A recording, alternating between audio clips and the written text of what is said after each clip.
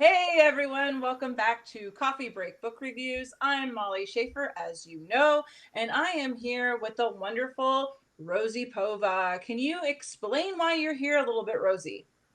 Yes, I'm so happy to be here and talking to you. Well, I'm here to talk about my new book, Sunday Rain.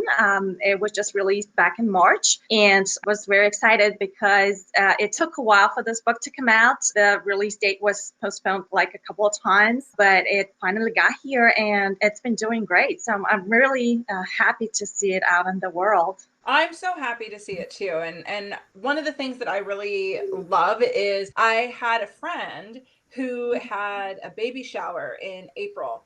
And I reached out to you and I said, "Hey, would you be willing to sign a copy of a book?" Because she was asking for books in place of cards. And I thought, how rad would it be to get her baby, her new baby girl, a book that was signed by the author, and not only just any book, a book that was just magical and charming and beautiful and had such a imaginative story. And so you were like, "Yes, this sounds so amazing." And you signed it. And what I loved absolutely about this is like you wrapped it up, and when you sent it to me, it was in like a shiny envelope and with like I think you even sent like bookmarks, right? Yes, I did. Yeah, it was so fantastic. And I can tell you 100% that that made her day. I see her at Oh, church and she comes up to me and she's like, "I have to take the picture with the book in the belly." And I'm like, "Yeah, yeah, get it done before the baby comes." So she's still absolutely thrilled that you did that for her. And oh, that is so wonderful. I'm so happy to hear that. Yeah, it's amazing. And yeah, that kind of feedback and sharing my book with, people who enjoy it so much, it's just that's why we do what we do. Just, to hear those moments of joy. And thank you so much. And if you get that picture, please send it to me and I'll post it everywhere. And yeah, I love picture books for baby showers. That is just amazing. absolutely. And as soon as she sends me the picture, I will send it to you because I know that that's just such a great thing to put on social media and have people also see that this is another idea. Birthday parties, Christmases, Easter, anytime you give a child a book, you can always reach out to the author too and ask, "Hey, can you maybe send me a bookmark or send me something signed?" And most authors will be like, "Yes, Absolutely. 100%. I'd love Yes. to do that." Yes. Yes. Please reach out to me. I'm happy. I'm sending cards with inspirational messages and sometimes handwritten letters to kids. I love doing that. And I know, like you said, many authors will just jump on this opportunity and connect with their readers. Exactly, because that's the reason we write, is to connect, Mhm. is to share our hearts and share the gift that we've been given to the world. I mean, it's absolutely terrifying, but it's also absolutely glorifying and beautiful. So I guess my first question for you is going, why did you decide to become an author?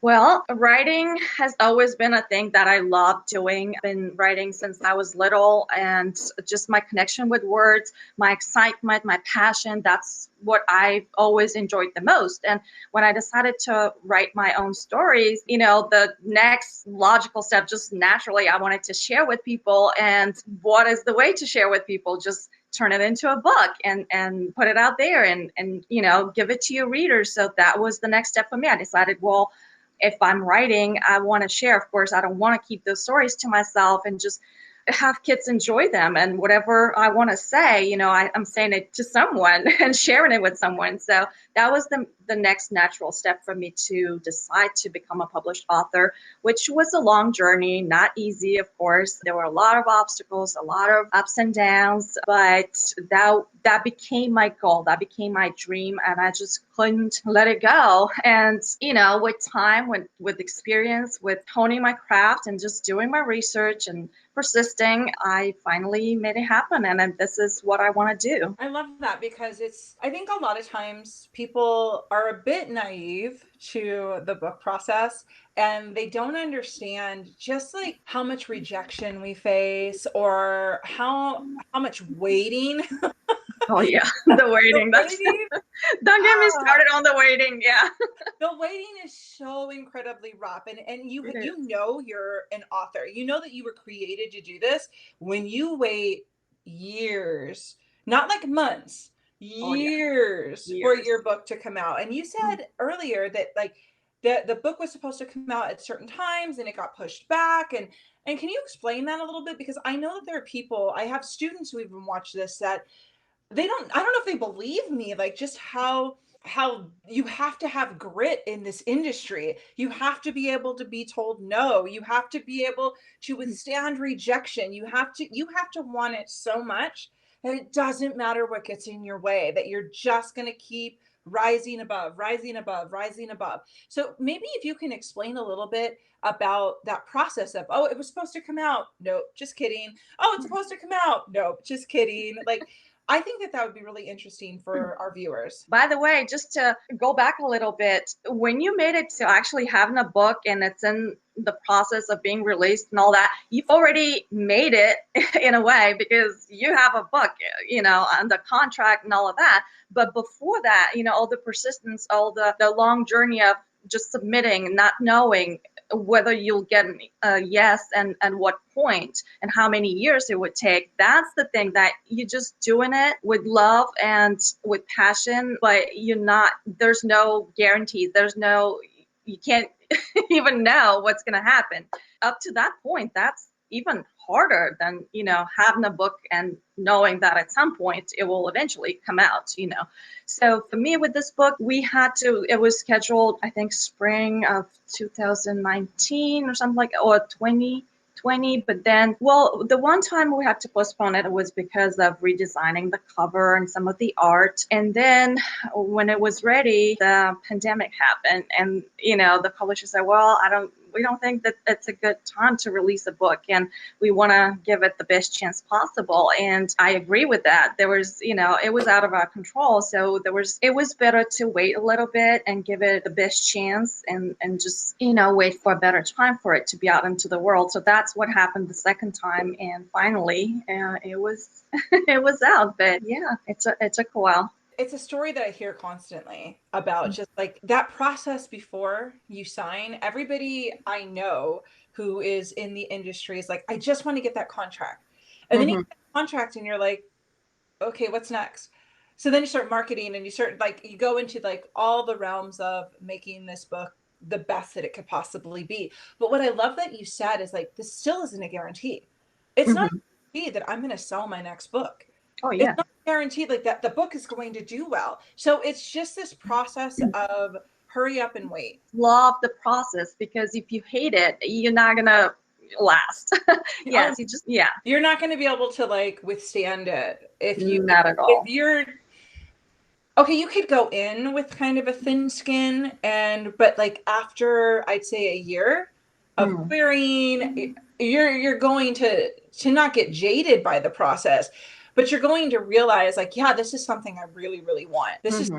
something I see for myself. This is what I was created to do, and I'm gonna do it. And I love Yeah. you didn't give up. And regardless of what went your way, I see Sunday rain right there. Thank you. Yep. I see Elliot, like right there. I see the beautiful orange umbrella. I see the fruit of your labor. Mm. And that's just phenomenal. That's just fantastic. So kudos for you. Oh, thank you. You want to be a writer, and you said people sometimes are naive, and they have certain expectations that nothing to do with the reality of this business. I've heard people give this advice, like, if you can quit, do it. Like, quit. Because when I tried to quit, I couldn't. I just kept going, and I was determined and committed, and there was no going back for me. So I knew that I couldn't quit. So what's next? Just keep going. I can't quit either. Like it's in me. I know that. Now I'm at the point, I think in the beginning when I first started in 2006, it was I want to publish as many books as I can publish and I want to make as much money as I can make. And I think it was way more of a like selfish successful thing for me personally. Mm-hmm. And now it's come to I love this art form. I love the people that I get to work with. I love the literary community. I love that Exactly. this is art and I get to Hmm. be a part of it, whether my books come out or not. Like, I, of course, I want that to happen, Hmm. but is that really what drives me anymore? And it's like, no, you know what drives me? That word on that page, that Hmm. story that just pecks away at the back of my brain over and over and over again. Being able to create a character, create a world, create something that lived inside of my head is now Hmm. on a page. And not very many people can do that. And Yeah. so it's like, I kind of feel like it's a superpower. You, Hmm. It is. It is. Oh, yeah. and the excitement I get, like if I'm having trouble with a story and then I finally figured it out, or the character, or just a line of dialogue, and I nail it, and I'm like so excited. It's like it's a big deal. So, There's things like nothing like that. it. There's nothing like it. And I think that other authors, like we totally get it. Like oh yeah, that one page, Yep. you wrote that one page and you're like, did I write that? Like, did that actually come from me? That is rad. And you're so stoked on like these words on a page. And like I'd say other people would be like, yay, that's good. That's beautiful. And you're like, no, you don't understand. Yeah, you can. I bled on this page. Like my soul is on this page. It's like living and breathing from my heart on this page. And they're like, Hmm. Or uh-huh. just reading my story and just laughing, as if someone else wrote it, and I'm like, okay, that's a good sign. I feel you. I I just crack completely get myself up, that. sometimes. So who are your biggest influencers that led you to want to write, especially like children's picture books? Who influenced you? Oh, well, if I had to go back to my childhood, like growing up in Bulgaria, like I didn't have access to a lot of books that I remember. Like in my home library, we had tons of books, but everything was adult. My parents read a lot, but just adult books, wall to wall, But as far as children's books, we didn't have many. I remember mostly fairy tales and the Brothers Grimm stories that I read over and over. The Little Prince, that was one of my favorite. Yep. Friends. And I read it in French because I went to French language school. So those were the ones that I remember. And I had a vinyl of Cinderella and I knew it by heart because I played it all the time. That was my, nobody read to me, but I kind of had that and played it to myself. And that was my story time.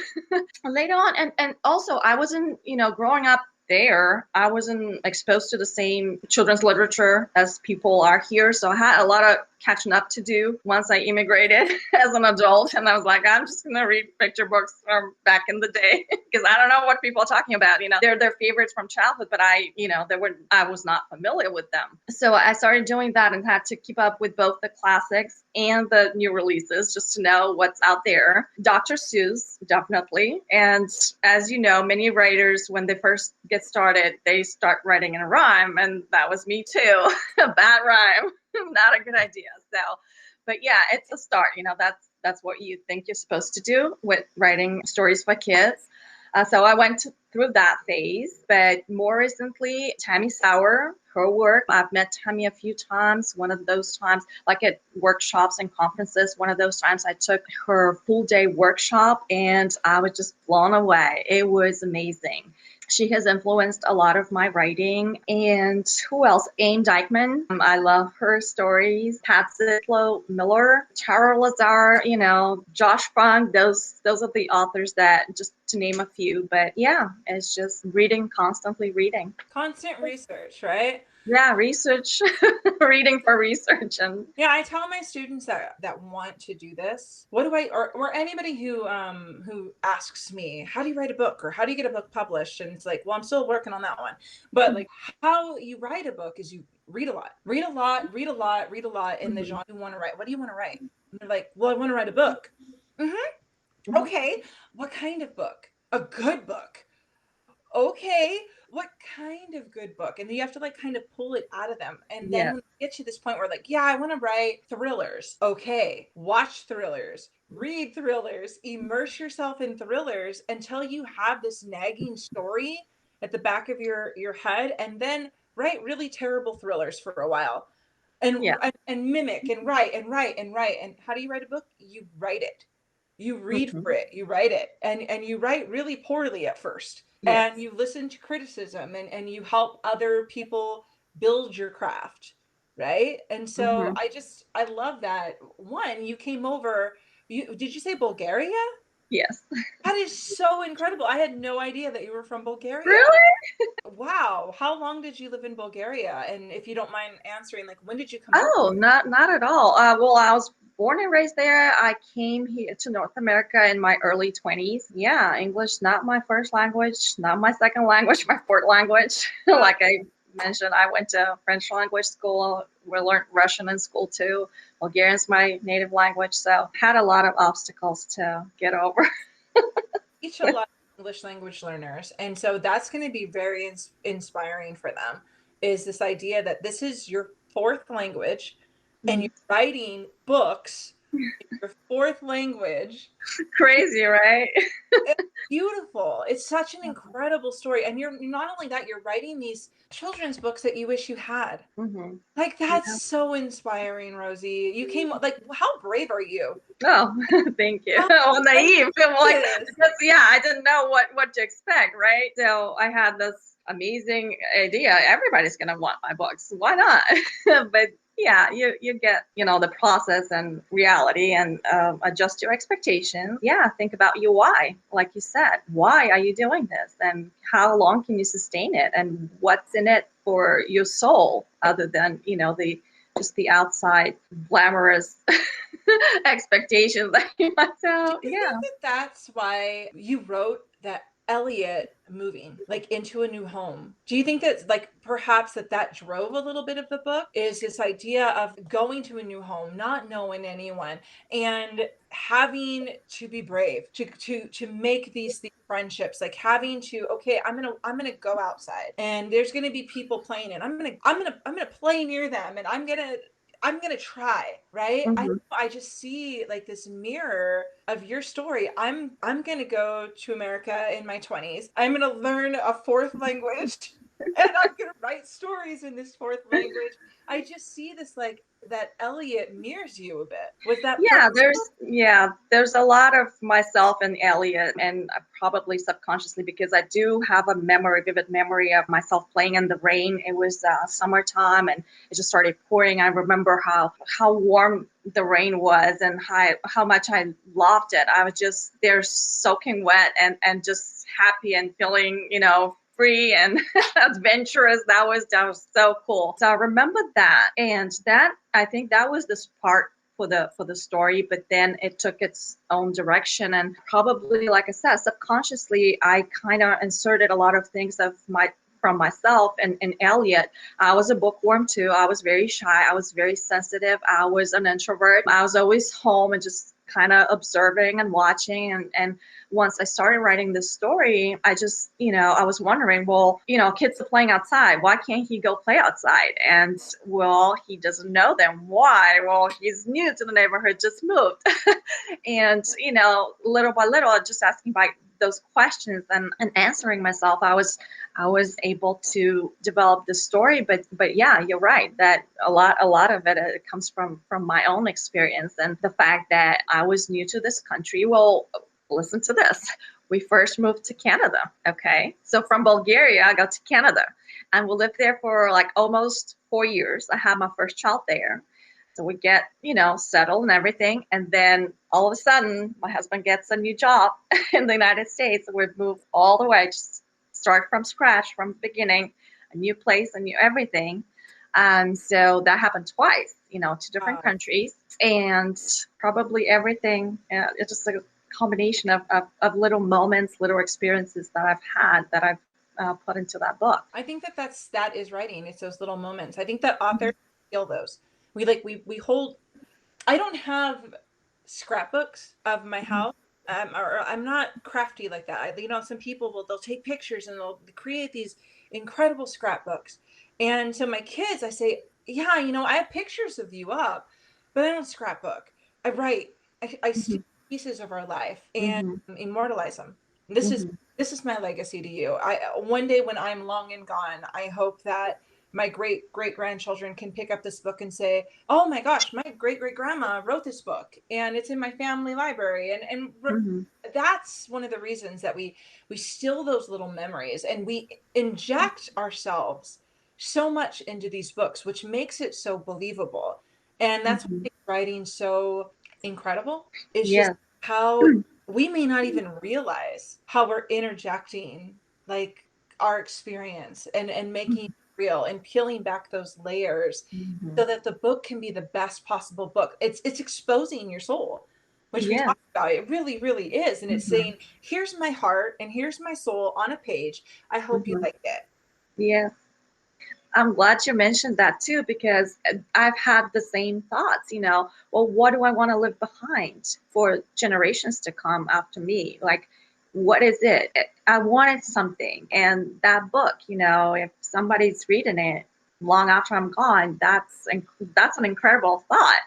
My words are alive in other people's hearts and homes. And it's just amazing to think about that. My English teacher in high school, Mr. McNeil, he he introduced that idea to me. I Oh. remember sitting in my seat and just kind of like I didn't really care. I was one of those kids, I was like, whatever. I was so into my friends and into like my boyfriend at the time or whatever. And he started like talking about how books were forever. And I was just like, tell that to, this person and this person who destroyed books. Like I was like really combative. And he Mm-hmm. said, okay, you might be able to destroy that book, but you can't destroy that idea. That idea lives on forever. And there was something permanent about that that I Mm-hmm. absolutely, and it was like in that moment, there was like, he had planted the seed Mm-hmm. that I could be permanent. I could be immortal. Jane Austen is immortal. Edgar Allan Mm-hmm. Poe is immortal. Charles Dickens is immortal, Mm-hmm. right? Beatrix Potter is immortal, Mm-hmm. right? Like they're long gone, Mm-hmm. but their words live on. Exactly. Yeah. The books are still in print. They're still bestsellers, many of them. Generations after generations enjoy them. So yeah, that's Yeah, I don't think we realize the influence that we have on people. Like even our small lives, because in the grand scheme of things, our lives are really small. And I don't believe that Jane Austen even could fathom just how big she was. hmm And I don't think we realize how far our reach goes, especially hmm with a good story, and how who knows what Sunday Rain, who that touched, or who that's going to touch, and who that's going to affect later in life. And maybe you're going to inspire a future generation of picture book writers. And they're going to say, my yeah, that would favorite be. author is Rosie Pova. And she's so inspiring because she went from Bulgaria to Canada to America. And she's just so brave. And she wrote this book and it was her fourth language. And she's an English language learner, and I'm an English language learner, and I can do it too. That's why we do it. Yes, exactly. And I always share when I go to school visits, I always share my journey because that's what I want kids to know, just to encourage them and to inspire them that they can overcome all the odds. If I can do it, they can do it. And I had to go through all of that and still make it because that was my goal and my dream. So I didn't let go. Yeah, I share my books, of course, but I share my personal journey just to let them know what's possible, and that they focus on something, it is achievable. So they can do it too, whatever it is, whatever their dream is. So they always get, really exciting asking all those questions, and it's such a thrill to have that kind of interaction. They also to know possibly could influence them, encourage them. And yeah, I've shared recently with, I think it was Korea Day, they asked me to share some, and then later on the teacher sent me all those pictures and she's like, look, can you see how many kids you inspired because they drew pictures from what I said or the books I showed them, or they decided they wanted to become authors too or illustrators. And I was like, the cutest thing. And that is the thrill, really, just knowing that we have that power and we can use the stories and our words and our personal journeys and pay it forward just to share with the next generation. Yeah, we're dream planters. Hmm. Exactly. I love that. I love that because it just makes it so much bigger than publishing, right? Oh yeah, yeah, yeah. You just sometimes we get too focused on, the little details and like you said, the waiting and the agonizing over this and that, and are we going to get an yes, and what happened with that editor or that agent, or why is this not working out? Why do I have to wait so much? And then, sometimes we just have to step back and just see the bigger picture and why we're doing this and what we've accomplished so far. And I always say, like, focus on on the progress, the things that you can control, and see if you have the right perspective, the right mindset for this, because we can always be grateful for so many things. And yeah, looking back, I know I've come a long way.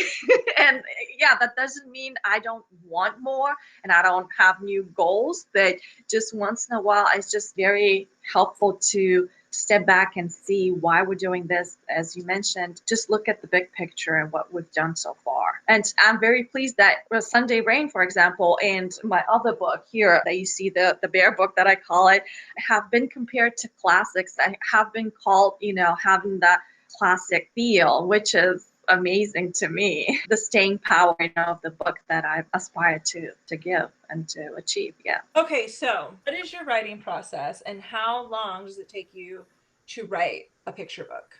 Yeah. Okay. Well, writing process. I usually start writing my ideas and just my first draft on a notebook, like longhand. That is how my brain works better. So I have to have it on a notebook. I have so many notebooks. It's just hard to keep track where I write stuff. But so I collect ideas. I've been a member to the Story Storm, if you're familiar with that. So that's collecting 30 ideas in 30 days. So for a few years, I've participated and have so many ideas. And once I decide to develop one into a story, I write it in a notebook. And then I go back and revise some. And when I think I have like a decent draft, I start typing and I revise as I type too. So I just transfer it into a digital file. And then from there, I revise some more. Just look at the big picture. I have a whole list, and that's what I'm teaching too. I have a whole list of like the big picture issues, and then, the details and line edits and all of that. If I get it to where I believe it's okay to share, then I send it off to my critique groups. I'm in a few critique groups to get feedback, then revise some more, then I send it to my agent.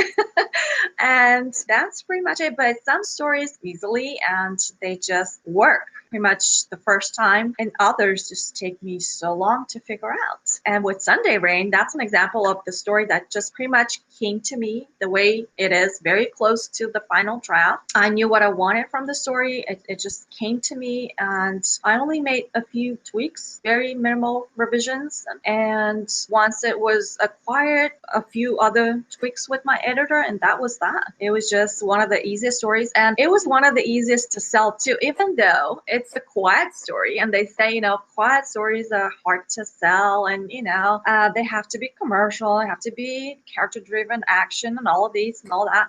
With this story, it's just, and I sold it myself. I didn't have an agent at the time. I was just submitting to only a few publishers, like a handful of publishers, and I heard back, and they loved it and took it on. So that was crazy. And with another book that I have coming out, it was like probably the story I've revised the most. It's like, I don't know, over 100 drafts probably, and still couldn't quite figure it out. There were a lot of revisions on my own. There were a lot of revisions after they acquired it. So that one took the longest. But I could write a picture book in 30 minutes. It could take me, months to figure out the first draft. So it just depends on the story. Every story is different. But that's the good thing too, because I never get bored. I don't have a process that just works for every single story, and there's no formula. There's no nothing like that. So I just figure it out as I go.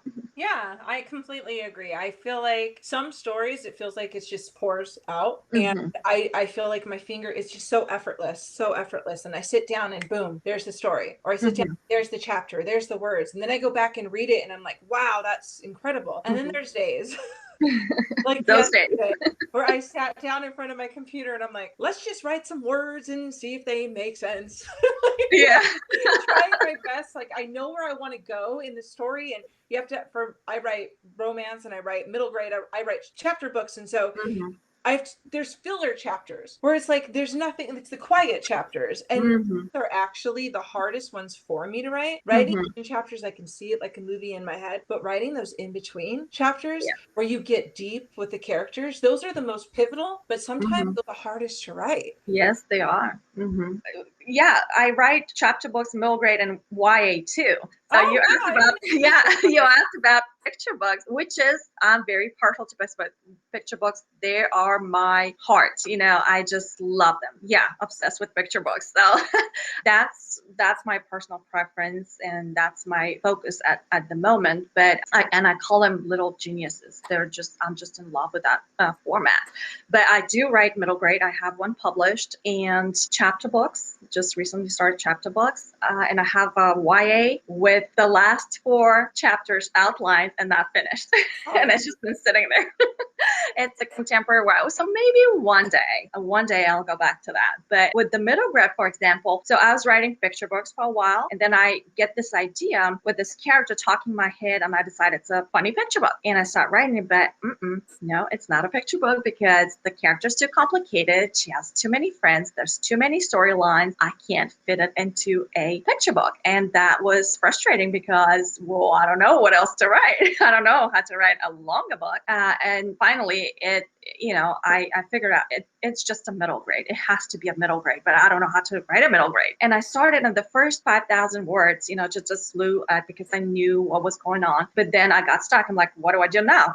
Now it's the middle of the story, and that's the important part. So what do I do now? I had no clue how to write that, and I had to stop and just read a lot of middle grade books and a lot of books on the craft. And I have a whole shelf here with those books that have helped me so much. And, just to educate myself, just to learn how to write a novel. And once I did that, okay, so I got there, theoretically, I get it, that's what it's supposed to look like. But how do I apply to my writing? I can't just use that formula and be, very dry. So I'm like, let's see how other people did it. And then I started writing other, oh, okay, now I see that. And just, analyzing as I read. I'm like, okay, let's try it again. So it took me a year and a half to finish. With that pause for 5-6 months to educate myself on how to write a novel. To the completion of the novel, it took me a year and a half. But I was so stubborn, like, I'm gonna finish this book no matter what. yeah. And I did. So that was exciting. I wrote a lot of YA, and I wrote a lot of kind of like dark YA, a Mhm. little bit like dark to be redeemed kind of stuff. And it was very realistic fiction, and the main character had some deep, I don't know, tragedy that happened in life, and they had to, like, how do I overcome this? And Mhm. so I wrote a lot of that for a long time. I was in this place, and that was also a place of healing for me, just like working Mhm. stuff. And then my agent said, "How do you feel about romance?" And I laughed. I was like, "You've read what I wrote?" And she's like, "Yeah, but I see sprinkles of like romance. That last book that she wrote, it had romance in it." I'm like, "What? It's about murder. How does it have romance?" And she's like, "But it's there. It's there. And I'd really like you to try this." And I was like, "Oh gosh." So I wrote my husband and my story ish. And I also did what you did. I said, "Okay, I'm gonna watch as much romance as I can, and I'm going to read it, and I'm going to listen to it, and I'm going to immerse myself in it." And I wrote the first book. And although, like, I did get a rejection on the book, one of the things that I felt was like the best thing I'd ever been told was, "Oh, this person gets romance." That's such a good compliment, right? Wow. Oh, I faked that good. No, but like I immersed myself in it, and I did. I got it. And so Mhm. now, like, I'm on my 4th romance book right now, and it's my niche. I write the other stuff too. I write picture books, I write middle grade, I write young Mhm. adult, I write women's fiction, but I found my niche. And it doesn't mean Wow. I'm not going to write the other stuff. Of course I will, because Yeah. I love that stuff too. Yeah, that's It's amazing. and so it's very similar to you. Like, your niche is like, you love this writing a picture book. This Mhm. is incredible. You get to be the first book that a kid ever gets, right? Or a grandma picks up the book for her grandson or granddaughter, and it's just like, it's these, like, you get to open worlds up, like, and make reading accessible for all ages, but especially that little sweet spot where it's like they're just, oh, and they want their mom to keep reading it over and over again, and they memorize the book. It's such a beautiful part of living, and that's such a Yeah. legacy. So I don't And know. that collaboration with the artist is just very exciting to me too.